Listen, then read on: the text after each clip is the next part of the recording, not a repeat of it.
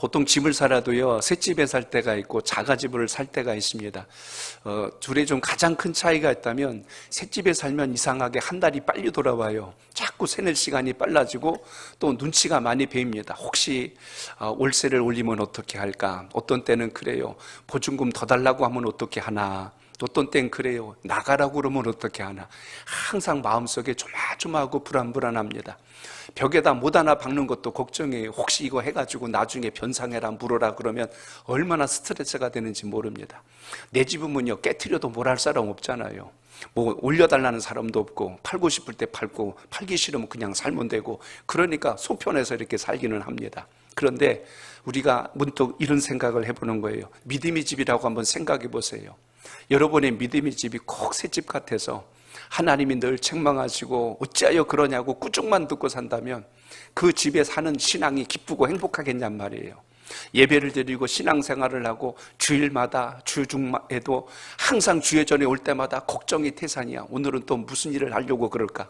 오늘은 무슨 광고가 나올까? 이런 마음으로 주의 전에 오면은 얼마나 마음이 심란하고 불안할까? 그런데 주님의 말씀을 기다리고 오늘도 하나님 뜻 앞에 쓰임받는 게 감사하고 말씀 속에 내가 주의 자녀가 된 걸 깨달을 때마다 기쁨이 솟구쳐 오르고, 믿으시면 아멘. 이런 은혜가 있어야 주의 전에 오는 게 기쁘지, 그렇지 않으면 항상 마음에 근심과 염려를 안고 오면 어찌 되겠냔 말입니다. 오늘 지금 이스라엘 백성들이 그래요. 하나님이 집을 주셨거든요. 가나안 땅이라고 축복의 땅을 주셨는데 이스라엘 백성들이 사는 모양을 보니까 조금 천하게 표현하겠습니다. 꼬라지를 보니까 꼭 셋집에 사는 것처럼 그래요. 하나님 말씀 징그럽게 안 듣는 거예요. 불순종을 해도 너무너무 안 하는 거예요. 그러니까 하나님 보실 때 안 되겠다. 너희들은 여기 살만한 자격이 없구나. 이제 내쫓으시려고 그러는 거예요. 어떻게 했냐면 주변의 나라들을 들어서 이스라엘을 공격하게 하십니다.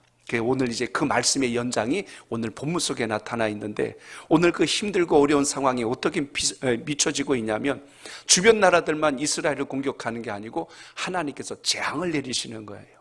그 재앙을 통하여 지금 하나님의 백성들이 얼마나 자신들이 주님의 뜻과 멀리 있는지를 발견해야 되는데 그걸 발견하지 못하고 여전히 불의한 길을 걷고 있기 때문에 끝내 하나님께서는 어떻게 하셔요? 이미 구약의 역사의 마지막을 우리가 말씀을 통하여 보셨겠지만 북이스라엘은 아수르에 의해서 무너져버리고 남유다는 이제 바빌론 땅에 의해서 무너져버리고 포로로 끌려가는 이 상황까지 옵니다. 복으로 주셨는데 누리지 못하면 빼앗긴다는 이야기예요. 오늘 그래서 다시 한 번 더 생명의 말씀을 잘 분별하셔서 축복의 주인공이 여러분이 꼭 되시기를 바랍니다. 그래서 오늘 이 모든 환상 가운데 오늘 본문에서 세 가지를 오늘 여러분과 나눕니다. 총 5가지인데 7장 안에는 메뚜기 떼 재앙이 나오고 또 하나는 불의 재앙이 나옵니다. 세 번째는 다림줄에 하나님의 달아오시는 이야기로 오늘 말씀이 기록된 것을 보게 됩니다. 그리고 이제 8장으로 넘어가면 이제 여름 과실이 한 광주리에 담긴 모습의 환상을 보여주고, 이제 마지막 9장에 가서는 성전이 무너지는 환상을 통하여 이제 북이스라엘의 멸망에 대한 하나님의 뜻을 전하는 이야기까지 쭉 연결이 됩니다. 그래서 오늘 이 세 가지를 같이 살펴볼 텐데, 특히 오늘 여기 보면 이제 3절에 이제 세 번째 하나님의 이제 환상 가운데 다림줄 환상이 나옵니다. 그래서 이 다림줄이 뭐냐? 다리미는 알겠는데 다림줄이 뭘까? 다림줄은 건축 공사, 집을 지을 때 쓰는 도구 중에 하나인데 사진을 제가 가져와서 한번 보세요. 이거 본 적 있으세요? 이렇게 집을 벽돌을 쌓을 때요, 위에다가 이걸 이렇게 매달아 놓으면 참 신기한 게 이게 쭉 내려오면 이게 일자로 이 중력을 이용한 것처럼 참 이렇게 지혜로운 게 어디 있을까 싶습니다. 이 규격 벽돌도요, 저 줄이 없이 싸면 나는 똑바로 쌌다고 생각하는, 이제 넘어가도 돼요. 하루 종일 저것만 볼 것 같아요. 쭉 올라가다 보면 이게 끼우뚱하게 가거나 비딱하게 갑니다. 그래서 이 조족 공사를 할 때 벽돌을 싸거나 위로 뭐 축대를 쌓을 때는 반드시 저 다림줄을 내려요. 이게 일자로 곧장 내려가도록 이 줄이 있기 때문에 거기에 맞춰서만 하면 이 균형이 깨지지 않습니다. 뭐 옆으로 하는 것도 마찬가지로 줄을 쫙 놓고 이렇게 하죠. 그러니까 가로 세로를 정확하게 맞출 수 있도록 하는 기준인데, 하나님께서 주의 백성들을 다림줄로 재보신다, 달아보신다, 지금 이렇게 말씀하고 있습니다. 무슨 이야기입니까? 하나님께서 복으로 주셔서 아름다운 믿음과 주변 나라들의 선한 영향을 끼치며 세워지라고 민족을 세워놨더니 이게 삐딱하게 서가는 거예요. 우상을 숭배하고 불순종하고 하나님이 하지 말란 일만 하고, 그래서 하나님이 다림줄로 재봐가지고 빗나가 있다? 그럼 어떡하시겠다는 거예요? 허물어 버리시겠다는 거예요. 오늘 그걸 상징적으로 보여준 이 세 가지 이야기를 통해서 우리의 신앙과 믿음도 한번 점검해 봐야 된다는 이야기입니다. 다림줄을 백성들 가운데 들이었다는 이야기는 기준에서 벗어났는지 안 벗어났는지 하나님께서 보시겠다는 뜻을 가지고 있습니다. 이미 우리가 앞에서 충분히 이 북이스라엘의 행함을 보셨겠지만, 가장 먼저는 당시 북이스라엘의 여로보암 2세가 통치하고 있을 때가 북이스라엘의 가장 전성기예요. 가장 부하고 군사적으로 경제적으로 정치적으로 모든 게 안정하고 태평성대를 누리다 보니까 그들의 마음속에 이제 향락과 사치와 방종에 빠지기 시작을 합니다. 약하고 소외된 자들의 것을 약탈하여 자기 것으로 삼질 않나, 심지어 지도층과 부유층들이 그 부를 쌓기 위하여 더 악한 짓을 서슴지 않고 저지르면서 자기들의 부를 누리고 있었다는 이야기입니다. 여름에는 시원한 여름 별장을 지어놓고, 겨울이 되면 따뜻한 별장을 지어놓고, 이쪽으로 왔다 저쪽으로 왔다 하면서 그들의 집을 몇 채씩 가지고 누리면서, 심지어 그 안에 있는 침대가 상하로 만든, 가장 당시로 말하면 최고급 제품의 그런 침대로 누릴 만큼 그들은 거기서 기지개를 펴고 거기서 노래를 부르며 많은 향락을 누리고 있었더라. 이 모든 것이 그들의 불의함 속에 있다는 것을 말씀은 가르칩니다. 그리고 가난하고 약한 자들은 여전히 신음하고 탄식하는데 돌아볼 줄 모르는 거예요. 하나님이 이것에 대해서 진노하셨습니다. 그래서 오늘 그것을 아모스 선지자를 통해 내가 북이스라엘을 이렇게 멸할 터이니 너는 본대로 그들에게 전하라. 그러니까 선지자들의 공통점이 뭐냐면 하나님의 뜻을 하나님께서 보여주세요. 예레미야, 에스겔 할 것 없이 오늘 아모스도 그랬고 학개도 그랬고 모든 선지자들의 공통점이 하나님이 부르신 후에 하나님의 뜻을 환상 가운데 보여주세요. 보았느냐? 내가 이 나라를, 이 백성들을 이렇게 하리라. 그러니까 본대로 가서 그대로 전하면 돼요. 사람이 모르는 걸 전한 게 아니라 본 걸 전하는 것처럼 정확한 게 또 어디 있겠습니까? 그러니까 오늘 이렇게 한다는 이야기죠. 그래서 오늘 본문에 보시면 오늘 아모스 선지자를 다음 시간에 우리가 또 보겠지만 제사장 가운데 이제 아마사라고 하는 제사장이 있었는데, 얘는 바른 제사장이 아니 아주 철저하게 인본주의적인 세속에 물든 변질된 제사장이어도 그 이야기는 다음에 나누는데, 그가 오늘 아모스를 지칭할 때 뭐라고 표현했냐면 12절에 보면 그를 이야기하여 선견자라고 표현합니다. 선견자. 너 선견자요, 이렇게 이야기해요. 그러니까 선견자란 뜻은 미리 내다본다, 앞을 미리 내다본다는 뜻인데, 영어 성경에는 see라고 하는 C에다가 R자 붙여서 앞을 내다보는 사람이란 뜻을 가지고 있는데, 그게 오늘 이제 이 아모스입니다. 우리가 볼 수 없는 내일과 미래에 대한 것을 하나님이 미리 보게 하심으로 그것을 전할 수 있도록, 그러니까 하나님의 뜻을 발견하는 모든 사람들이 바로 이 선견자적인 신앙과 삶을 살아간다. 그럼 우리는 안 그럴까요? 우리는 이미 주님의 뜻을 미리 본 사람들 아닙니까? 일단 몰라도 믿으시면 아멘. 왜냐하면 주님께서 부활하시고 다시 오신다고 그러셨어요? 오신다고 그러셨어요? 오신다고 하셨잖아요. 누구만 아는 거예요? 예수 믿는 사람들은 이걸 알아요. 주님이 다시 오신다는 걸 알아요. 우리도 주의 말씀을 이미 말씀에 선언한 대로 하나님의 뜻을 알고 있습니다. 우리가 이 땅에서의 삶이 끝이 아니라는 것도 알고 있고, 우리에게 영생이 있고 구원이 있고 천국이 있다는 것, 하나님의 자녀라는 것을 우리는 미리 알고 있지요. 그래서 오늘 말씀을 통하여 볼 수 있는 것은 누가 선견자냐? 역사를 미리 내다볼 수 있고 통찰할 수 있는 힘을 가진 사람, 그게 선견자입니다. 법정에 가면 증인을 요구하지요. 증거물도 필요한데 때로는 증인 한 사람의 증인이 법정의 모든 판결을 뒤집어 엎을 때가 있어요. 증거가 하나도 없는데 증인이 나타났어요. 내가 그 사람 거기 있는 거 봤어요. 그럼 법인이 막 펄쩍대도 나중에는 할 말 없는 상황이 됩니다. 그러니까 본 사람이 있다는 게 그래서 굉장히 중요합니다. 우리가 왜 증인인가를 여러분 아셔야 돼요.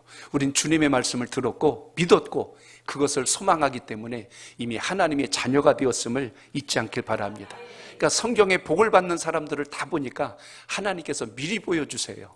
미리 알게 하시는 역사가 일어납니다. 창세기 보시면 꿈쟁이라고 하는 요셉을 여러분은 기억하실 겁니다. 요셉이 어느 날 꿈을 꿨는데 갑자기 하늘의 별과 달과 모든 게 자기를 향하여 머리를 숙이는 것을 보았지요. 그걸 형들에게 이야기하니까 형들이 이게 어디서 개꿈을 꾸고 와가지고 헛소리하고 있어. 그런데 나중에 가서는 형님들 제가 꿈을 또 꿨는데 형님들의 볕단이 저에게 머리를 숙입니다 하고 이야기를 하자 이놈이 아주 죽으려고 작정을 했구나 하고 호되게 책망을 하면서 그에게 별명을 지어줬어요. 꿈쟁이라고. 드리머라고 성경에 기록되어 있습니다.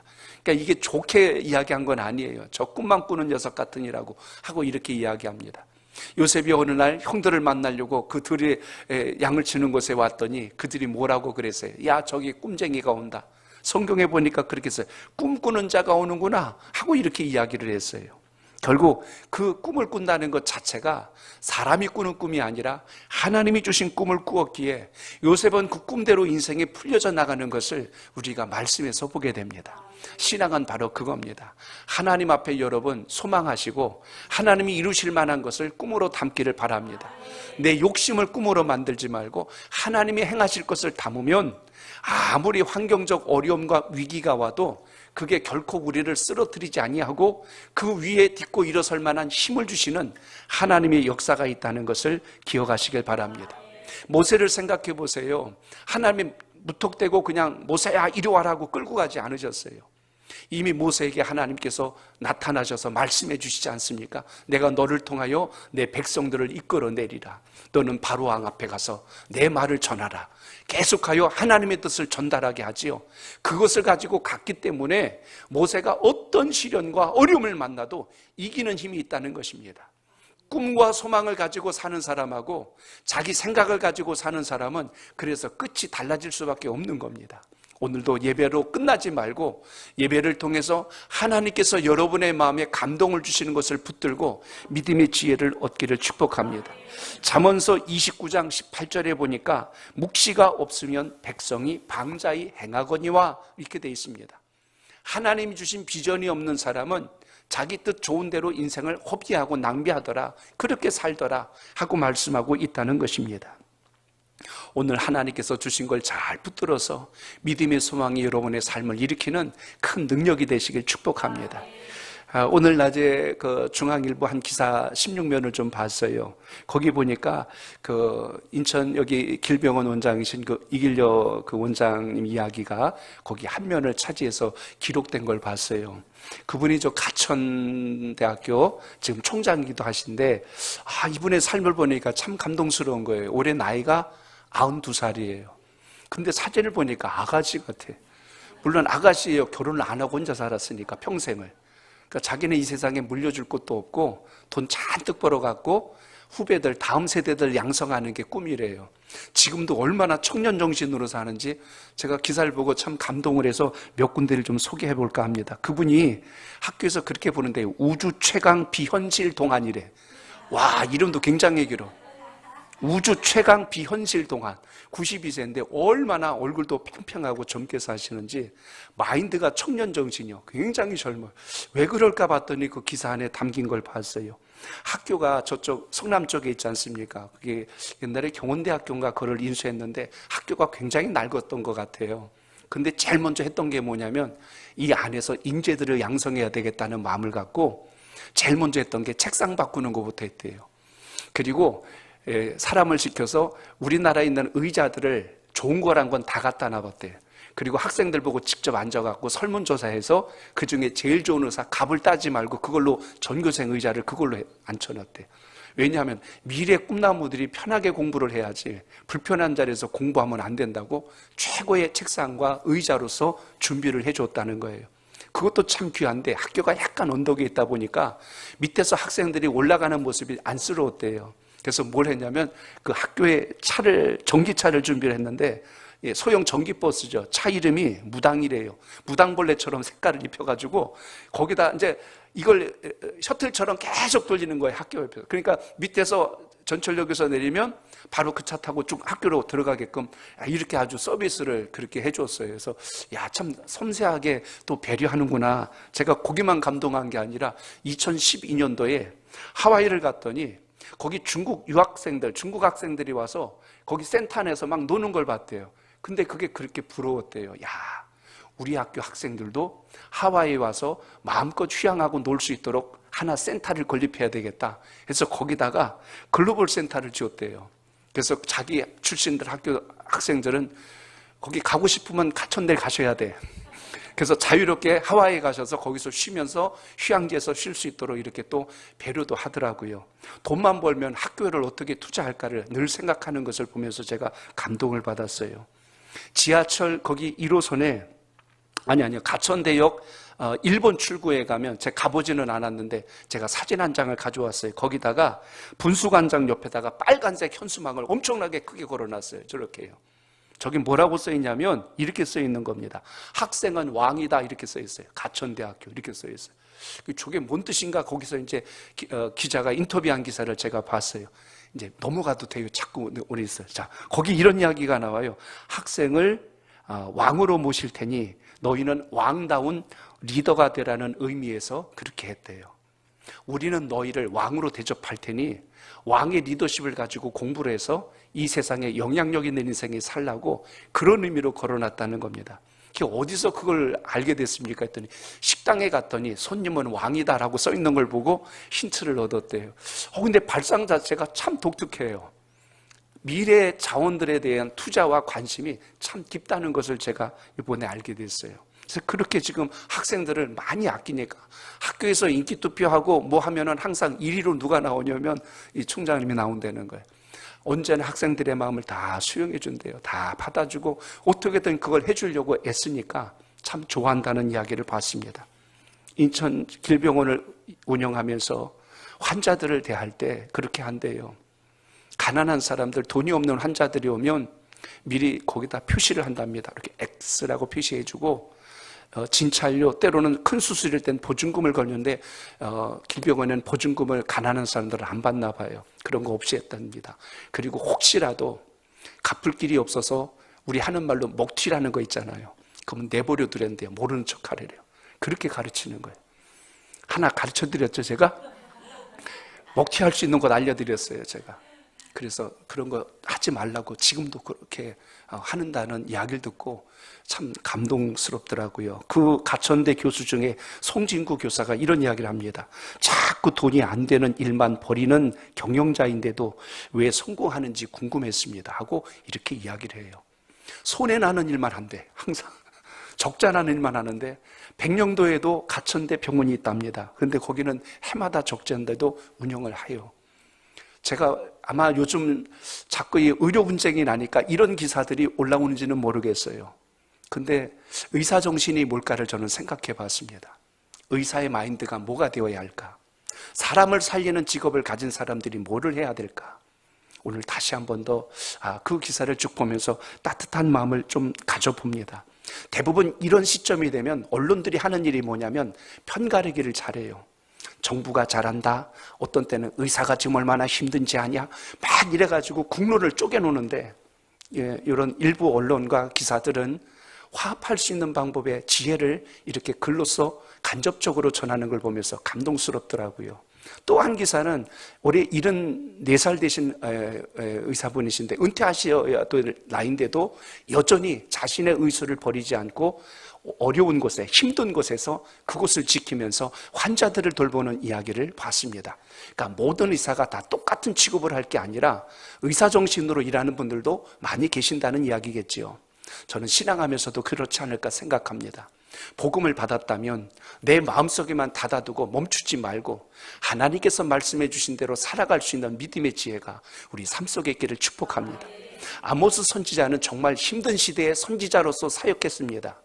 아무도 그의 말을 귀담아 들으려고도 하지 않았고 심지어 거짓 선지자들, 제사장들마저도 왕의 귀를 간질리면서 저자가 거짓말을 한다고 모함을 해서 상당한 어려움을 겪게 만들었음에도 불구하고 그런 것에 연연하지 않고 하나님께 받은 것을 그대로 전하는 오늘 아모스 선지자와 같은 하나님의 일꾼들이 있었다는 것을 성경을 통해서 기억하시길 바랍니다. 그러므로 항상 하나님의 사람들은 뭘 봐야 돼요?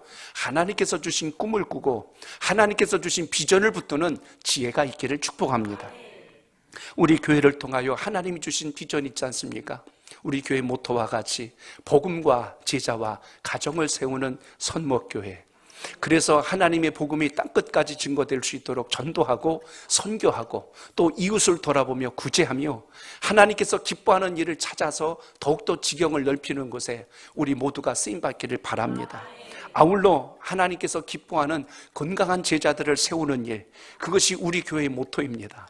그래서 하나님이 기뻐하는 자리에 설 수 있도록 끊임없이 양육하고 또 교육하고 말씀 앞에서는 이런 은혜가 살아있길 축복합니다. 이번에 다시 이제 코로나를 끝내서 본격적으로 시작하는 베델 성서와 함께 또 지난해부터 시작되었던 생명나무, 여러분의 삶 속에 신앙적 유익을 가지고 주님과 더 가까워지는 은혜가 있기를 바랍니다. 아울러 우리 교회는 행복한 가정을 세워나가는 일에 최선을 다하면서 하나님을 기쁘시게 하는 여러분의 모든 삶이 부모와 자녀와 다음 세대까지 이어질 수 있는 이 은혜가 있기를 바랍니다. 그러면 오늘 본문 속에서 하나님께서 보여주신 환상 중에 첫 번째가 뭡니까? 자, 1절을 같이 읽습니다. 1절 시작. 주 여호와께서 내게 보이신 것이 이러하니라. 왕이 풀을 뺀 후 풀이 다시 움돋기 시작할 때에 주께서 메뚜기를 지으심에. 메뚜기 그 다음 있죠? 메뚜기가 네, 땅의 풀을 다 먹은지라. 아멘. 예, 여기까지만 봅니다. 자, 여기 보십시오. 자, 주를 한번 따라합니다. 돌이키지 않으면 재앙은 멈추지 않습니다. 재앙은 멈추지 않습니다. 오늘 1절의 말씀이 그것을 우리에게 보여줍니다. 여호와께서 아모스 선지자에게 보여주신 겁니다. 왕이 풀을 뺀 후에 풀이 다시 움돋기 시작을 하였는데 갑자기 주님께서 메뚜기 떼를 보내서 이 모든 풀을 다 먹게 하셨더라. 지금 이렇게 기록된 것을 보게 됩니다. 이미 메뚜기 재앙에 대한 것은 이미 전에 우리가 학개서를 통해서도 보셨고 다른 서신서에서 다른 구약의 선지서를 통해서도 하나님께서 내리시는 재앙 중에 한 가지인 것을 우리가 보게 됩니다. 요즘도 아무리 과학이 발달하고 많은 어떤 농작물을 잘 키우는 기술들이 세워졌다 해도 메뚜기 떼가 한번 지나가면요 속수무책입니다. 손을 못 대요. 저 아프리카 지역을 비롯하여 이제 근동 지역에서 메뚜기 떼가 한번 지나가면 농작물이 순식간에 황폐화되는 것은 시간 문제예요. 그러니까 이게 지금 이 시대도 그런데 당시에 하늘만 바라보고 땅만 보고 살던 시대에 메뚜기 떼가 지나가면 그들의 모든 식량과 먹거리가 일순간에 바닥이 나버리므로 거의 죽음에 이를 만한 아주 무섭고 두려운 재앙이 되는 것을 우리가 볼 수가 있습니다. 그럼 이 재앙이 상징해 주는 의미가 뭘까요? 하나님께서 북이스라엘을 이렇게 심판하시고 벌하시겠다는 의미를 우리가 오늘 말씀에서 발견하게 됩니다. 여기 보니까 왕이 풀을 뺀 후 풀이 다시 움돋기 시작했는데 메뚜기가 지나갔대요. 베어진 곳에 또 풀이 자라니까 또 지나갔다는 건 두 번의 큰 재앙이 내리는 상징적 의미를 여기서 보여주고 있습니다. 실제로 북이스라엘은 아수르에 의해서 멸망을 당하는데 아수르가 크게 두 번을 침공합니다. 그때 쳐들어왔던 아수르의 왕이 드글랏 빌레셀 3세라고 하는 왕인데 첫 번째는 베가가 무나햄이 통치하고 있을 때 쳐들어왔습니다. 그때 이 무나햄이 조공을 바치고 그들을 물러가게 했어요. 국가의 많은 재물을 그리고 많은 곡식을 상납해주고 전쟁이 멈춰서 숨을 돌리고 쉬었는데 또 쳐들어온 거예요. 두 번째 쳐들어왔을 때는 베가 왕이 통치하고 있었을 때인데요. 두 번째 쳐들어왔을 때 베가는 더 이상 그걸 막아내지 못하고 죽게 됩니다. 결국 이로 인하여서 그 북이스라엘에 이 아수르가 왕을 세우죠. 호세라고 하는 왕을 거기다가 봉신왕으로 세워놔서 나라를 다스리게 하는 이런 아주 불행한 상황까지 연결되는 것을 보게 됩니다. 이것이 의미해 주는 게 뭔지를 우리가 잘 보셔야 돼요.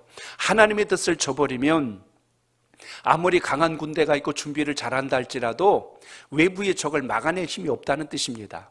역으로 이야기한다면 하나님 말씀과 그 뜻대로 가는 백성과 나라는 대적이 아무리 강한 민족이 쳐들어온다 할지라도 그게 아람 민족이 됐건 아수르가 됐건 어떤 강국이 될지라도 하나님이 그들을 막아주시고 하나님의 택한 백성들을 보호하신다는 것이 하나님의 뜻과 섭리라는 것을 잊지 않길 바랍니다. 그래서 오늘 이 상황을 보자마자 아모스가 기도를 합니다. 자, 오늘 본문에 보면 세 가지 환상을 다 보면서 아모스가 다 기도하는 장면이 나와요. 이것도 참 귀합니다.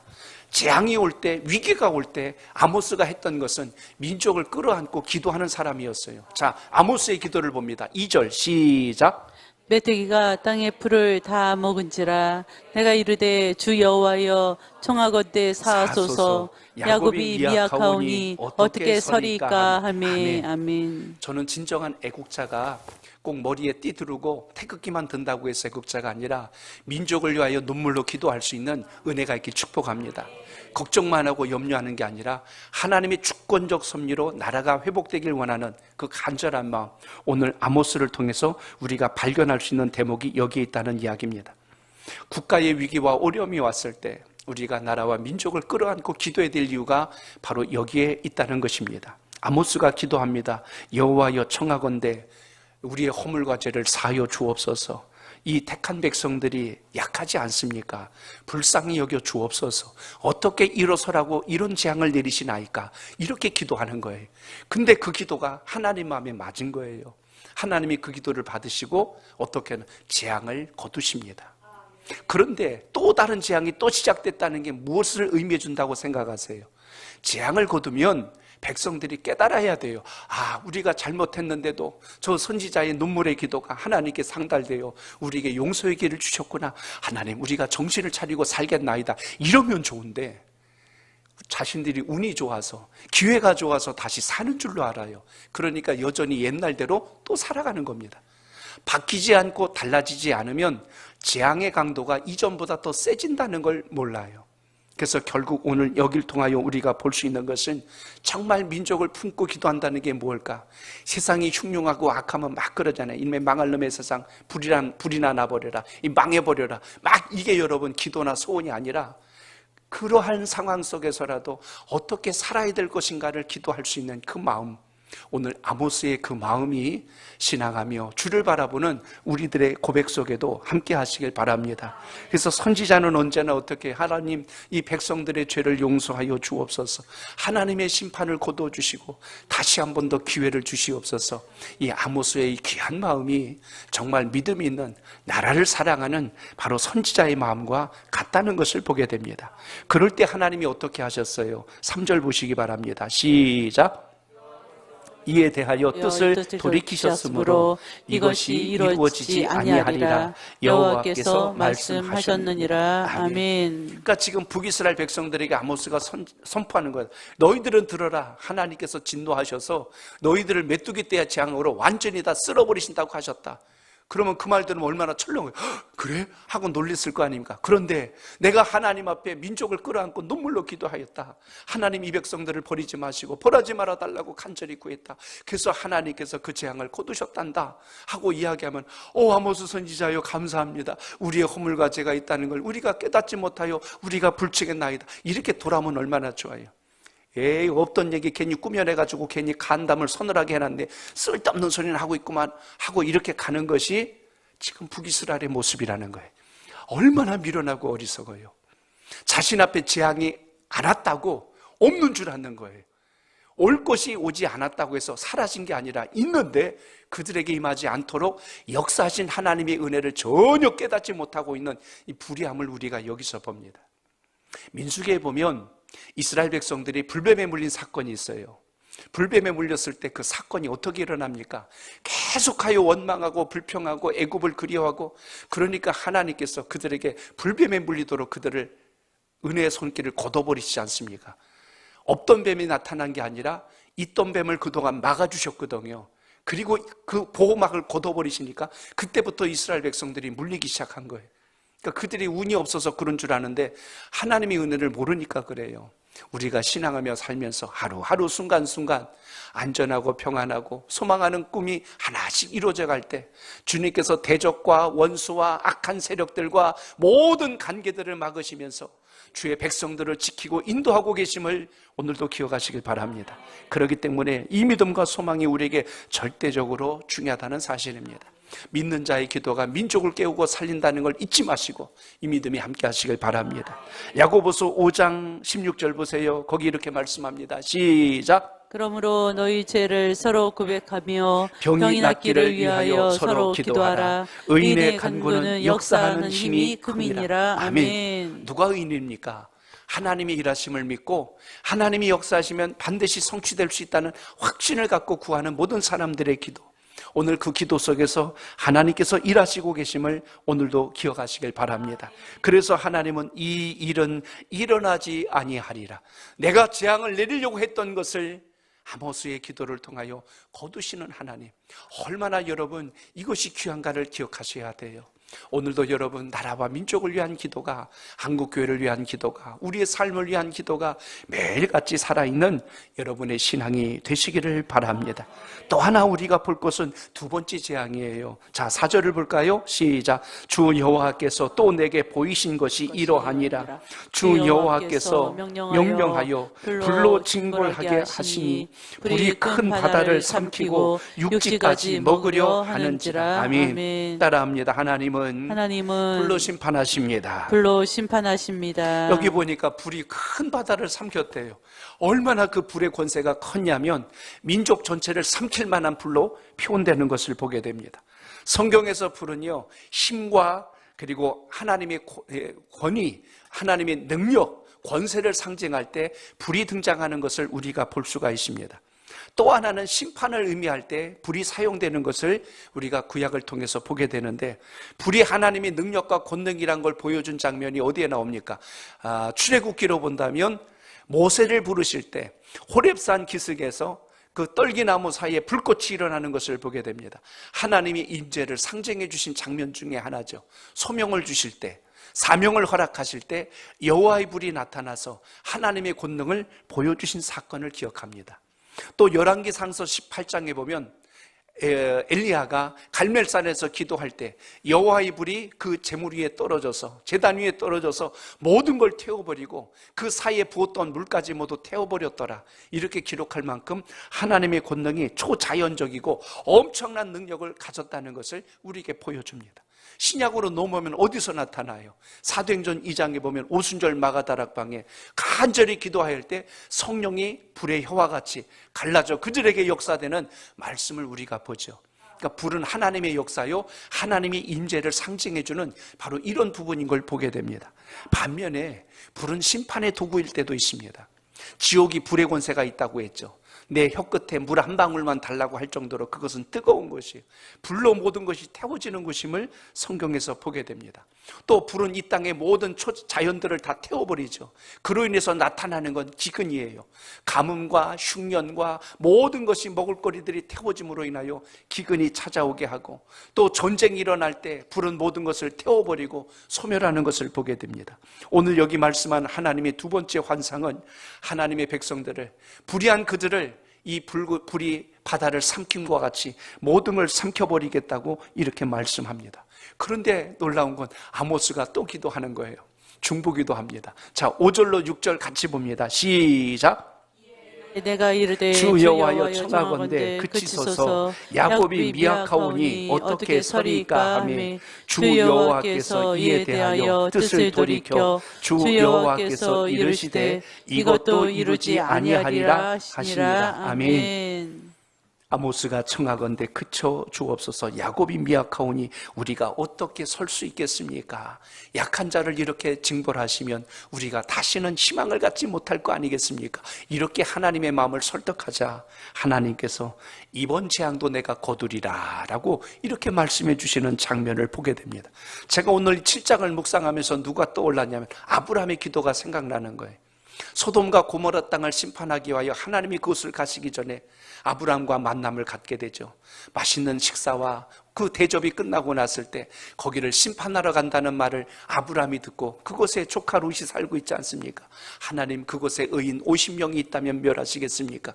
그래서 이게 몇 명으로 내려가요? 40명, 30명, 결국 그곳에 10명으로까지 마지막 기도를 하면서 10명의 의인이 있다면 그래도 멸하시겠습니까? 10명 있다면 내가 멸하지 아니하리라. 아브라함이 그때 안심하잖아요. 설마 10명이 없으려고. 근데 안타깝게도 이 소돔 땅에 의인 10명이 없는 거예요.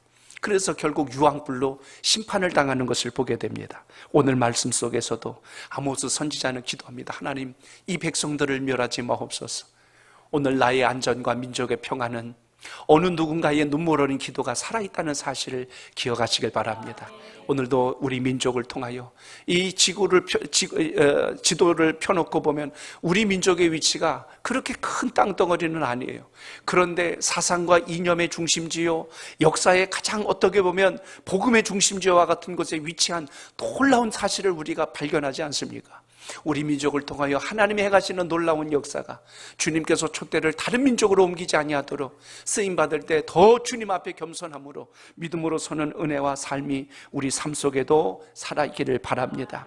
그러므로 하나님은 오늘 아모스의 기도를 통하여 진노를 거두시고 다시 기회를 주시는 장면을 봅니다. 다시 기회를 주신다는 뜻이 뭘까요? 그래, 내가 이제 다시는 멸하지 않을게, 이게 아닙니다. 돌이키지 않으면 내가 또 다른 재앙으로 너희를 멸할 것이니라. 이걸 이미 보여주는 이야기가 바로 다음에 나타나는 이 장면입니다.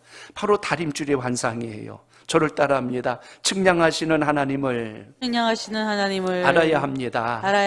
오늘 여기 보시면 8절에 이런 말씀이 시작됩니다. 자, 8절도 보세요. 시작. 여호와께서 내게 이르시되 아모스야, 내가 무엇을 보느냐? 내가 대답하되 다림줄이니이다. 주께서 이르시되 내가 다림줄을 내 백성 이스라엘 가운데 두고 다시는 용서하지 아니하리니. 아멘. 여기 보니까요, 다시는 용서하지 아니하신다고 오늘 여기 말씀하는 장면을 우리가 주목하게 됩니다.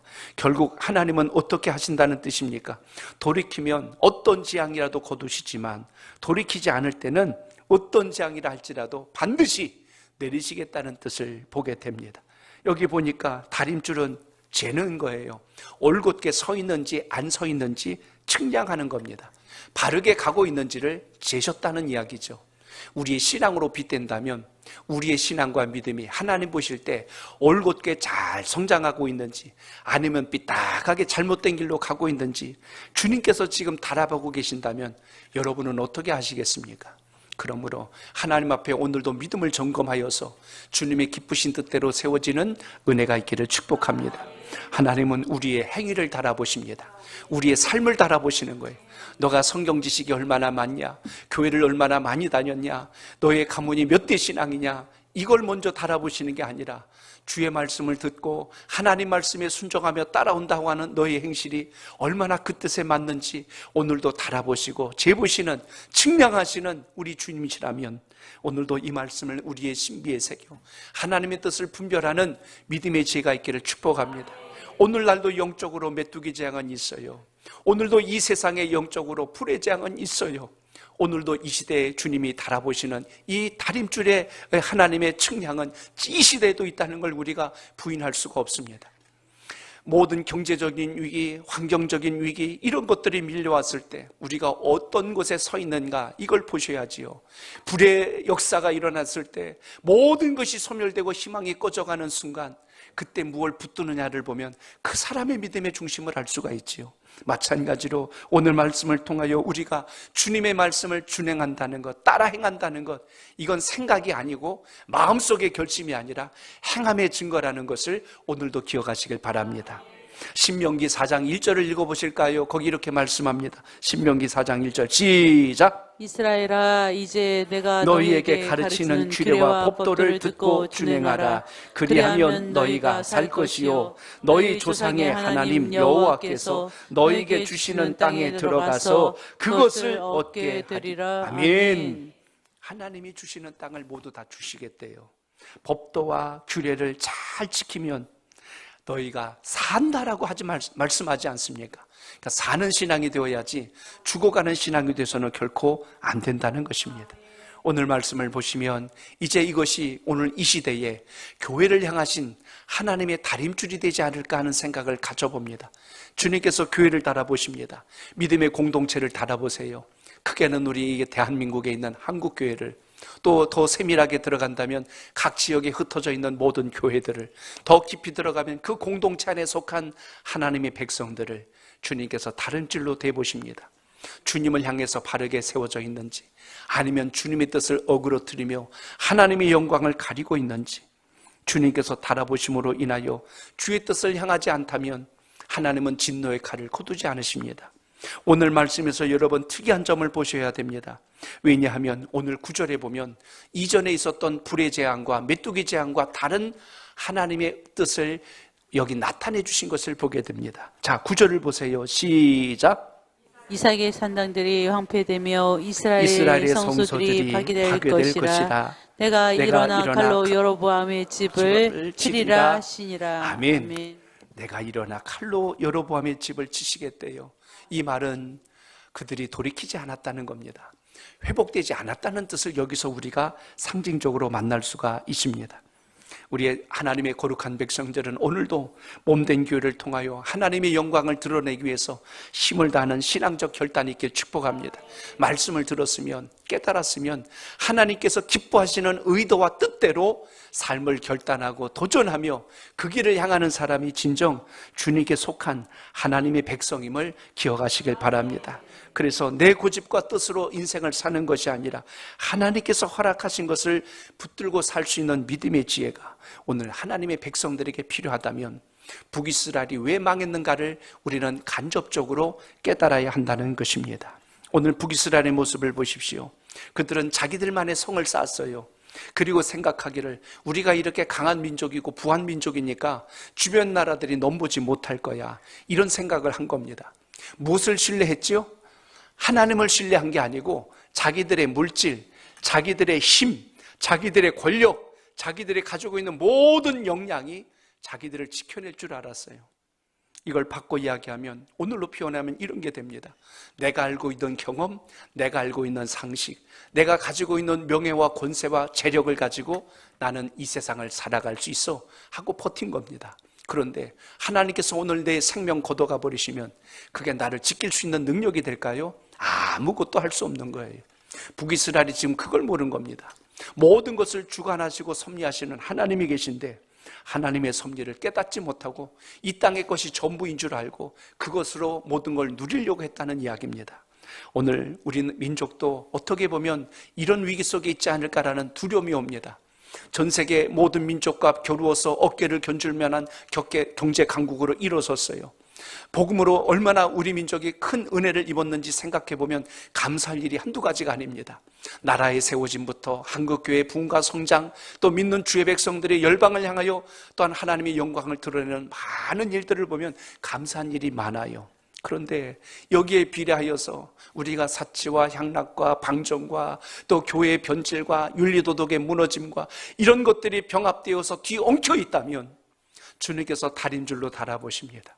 그래서 거기에 벗어났다면 오늘 주님께서 하셨던 말씀처럼 여호와의 칼로 모든 것을 쳐서 멸하시겠다고 말씀해 주신 것처럼 오늘 다시 한 번 더 하나님의 기뻐하심이 여러분의 신앙과 믿음 속에 아름답게 살아있기를 주 이름으로 축복합니다. 유럽은 이미 오래전에 저출산과 또 이런 우리가 지금 겪고 있는 사회적 현상을 그들은 겪고 지나왔습니다. 그러다 보니까 종교교육의 발원지가 되었던 저 독일, 또 스위스, 영국, 오스트리아 할 것 없이 이 모든 민족들이 그때는 복음의 흥황함을 누렸는데 이제는 여러분이 역사를 통해서 보셨잖아요. 민족의 숫자가 점점 줄면서 이 외부인들이 들어와 살기 시작을 합니다. 특히 프랑스와 같은 나라, 영국과 같은 나라는 제일 많이 들어온 민족이 이슬람권입니다. 그들이 들어와서 땅을 차지하고 정복하기 시작했고 자녀를 낳으면서 시민권을 얻어냈고 누리기 시작을 해요. 시민권을 얻었다는 게 뭘 뜻하는지 여러분 아시죠? 투표권이 생긴다는 뜻입니다. 투표권이 생긴다는 것은 국회의원을 움직일 수 있는 힘이 생긴 거예요. 정부를 움직일 수 있는 힘이 생겼어요. 그래서 이슬람 종교에 대한 확산과 그들이 원하는 종교적 혜택과 누릴 수 있는 모든 것들을 정치인들에게 요구합니다. 정치인들은 사실 여러분 표를 먹고 사는 사람들이에요. 자기를 찍어준다고 하면 그들이 원하는 것 어떻게 해서든지 정책으로 입안을 하여 통과시키려고 할 것입니다. 이게 뭘 뜻하는지 여러분 아실 거예요. 우리 민족도 지금 저출산으로 인하여 많은 어려움을 겪고 있습니다. 한편에 생각하기에는 외부의 사람들이 들어와서 시민이 되면 되지 않을까. 그러다 보니 이미 우리는 우리 주변을 보셔서 아실 거예요. 타 문화권이 많이 들어와 있습니다. 종교도 들어와 있고 문화도 들어와 있습니다. 오일몬이라고 해서 이슬람권이 상당히 많이 들어와 있는 현실입니다. 인천도 이미 많이 영향을 받고 있습니다. 앞으로 어떤 현상들이 일어날까를 생각해 보세요. 우리 정말 복음의 자리에서, 믿음의 자리에서 하나님이 기뻐하시는 것을 잘 이뤄갈 수 있는 영적 담력과 분별력이 우리 신앙 속에 있기를 축복합니다. 북이스라엘이 왜 멸망했을까요? 하나님이 그렇게 선지자를 보내주시고 말씀의 기준을 제시해 주었지만 들으려고 하지 않았습니다. 이대로가 좋은데 굳이 그렇게 할 필요가 뭐가 있냐고 그러다가 무너졌어요. 그러다 망했어요. 바알 종교, 아세라 종교가 뭐 큰일이라고 받아들이고 수용하다 보니 하나님을 찾는 백성들이 점점 소멸되고 사라지기 시작했고, 결국은 제사장도 타락했고 거짓 선지자도 많아지기 시작하여 왕이 바른 정책을 수립하지 못하도록 곁에서 가모니설로 왕의 눈가기를 가려버렸어요. 결국 북이스라엘은 그렇게 무너지고 망해버렸습니다. 오늘 다시 한 번 더 주님 말씀을 통하여 오늘 말씀 속에 다림줄로 측량하시는 하나님을 떠올려 보십시오. 여러분 자신을 주님께서 달아보신다면, 우리 한국교회를 주님께서 달아보신다면 어느 위치에 와 있을까? 오늘 다시 한 번 더 영적 경건과 믿음의 자리에서 주님 주신 소명 잘 이뤄가며 우리 교회도 더 힘써서 이 시대의 주의 뜻을 이루고 성취해 나가는 영적 결단이 살아있기를 주님의 이름으로 축복합니다.